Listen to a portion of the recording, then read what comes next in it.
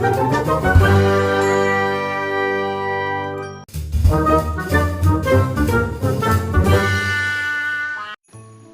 समय पहले की बात है। जगतपुर गांव में एक गरीब किसान अपने परिवार के साथ रहता था। उसकी एक ही बेटी थी, वह बहुत सुंदर थी। गरीब किसान ने गांव के जमींदार से कर्ज लिया हुआ था, किंतु गरीबी के कारण वह कर्ज वापस नहीं कर पा रहा था। जमींदार जब भी उस पर कर्ज वापस करने का दबाव बनाता, वह कुछ समय की मोहलत मांग लेता। ऐसे ही कई वर्ष बीत गए। एक दिन जमींदार की दृष्टि किसान की सुंदर पुत्री पर पड़ी, जो युवा हो चुकी थी। किसान की बेटी को देख जमींदार उस पर मोहित हो गया। वह किसान से कहने लगा, मैं तुम्हारा पूरा कर्ज माफ कर दूंगा, अगर तुम अपनी बेटी का विवाह मेरे साथ कर दो। जमींदार के विवाह प्रस्ताव से किसान और उसकी बेटी हैरान रह गए। जमींदार अधेड़ उम्र का व्यक्ति था। किसान ने अपनी सुंदर बेटी का विवाह उससे करने से इनकार कर दिया। किसान की इनकार सुनकर जमींदार बौखला गया और तुरंत अपने कर्ज के पैसे मांगने लगा। किसान के पास पैसे नहीं थे।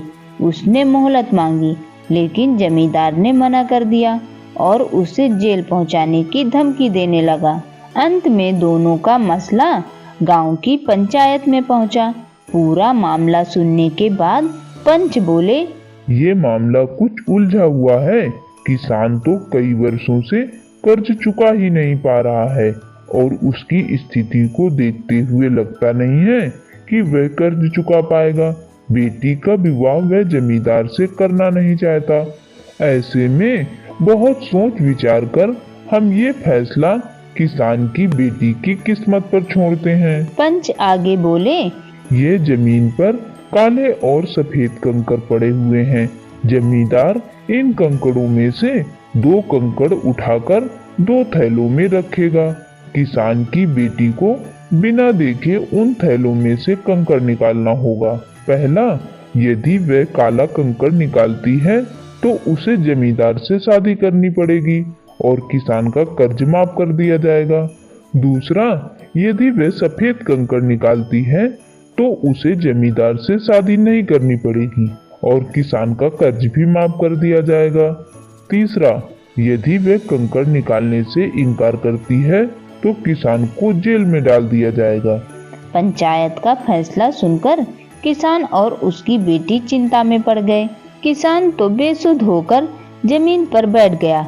इधर जमींदार ने जमीन में पड़े कंकड़ उठाकर थैली में डाल लिए। जब जमींदार कंकड़ उठा रहा था तो किसान की बेटी ने देख लिया कि उसने सबकी आंखों में धूल झोंककर दोनों काले कंकड़ ही उठाए हैं। अब किसान की बेटी किसी भी थैले से कंकड़ निकालती, वह काले रंग का ही होता। जमींदार इतना धूर्त हो गया, ये उसने सोचा ही नहीं था। लेकिन उसे किसी भी हाल में इस मुसीबत से बाहर निकलना था। वह अपना दिमाग दौड़ाने लगी।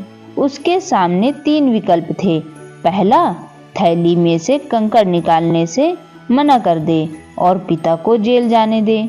दूसरा, थैली में से कंकड़ निकाले और चुपचाप जमींदार से शादी कर ले। तीसरा, पंचों को जमींदार की धूर्तता के बारे में बता दे।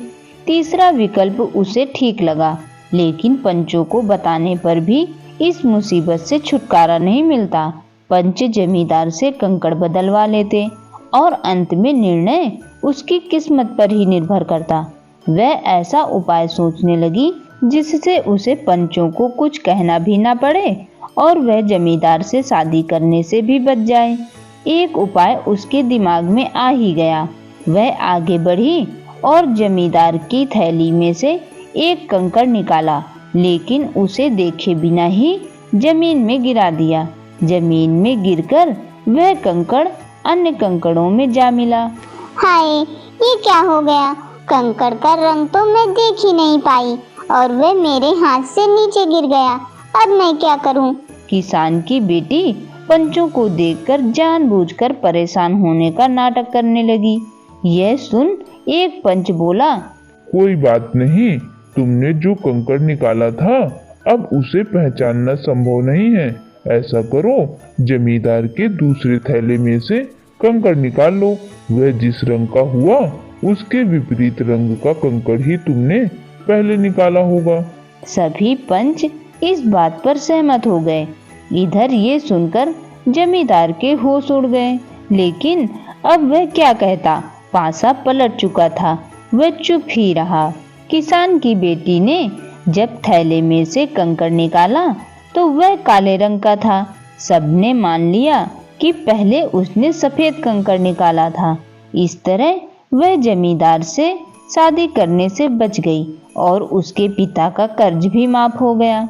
इस तरह बच्चों, हमें इस कहानी से यह सीख मिलती है कि मुसीबत के समय समझदारी से काम लेना चाहिए। जब भी मुसीबत आ पड़े तो बिना हौसला खोए शांत दिमाग से विचार करो, कोई न कोई हल अवश्य निकलेगा। तो बताइए मेरे प्यारे बच्चों, आपको हमारी स्टोरी कैसी लगी? अगर कहानी अच्छी लगी हो तो अपने प्यारे प्यारे कमेंट करके हमें ज़रूर बताना, और ऐसी ही स्टोरी देखने के लिए चैनल को लाइक एंड सब्सक्राइब करना मत भूलना।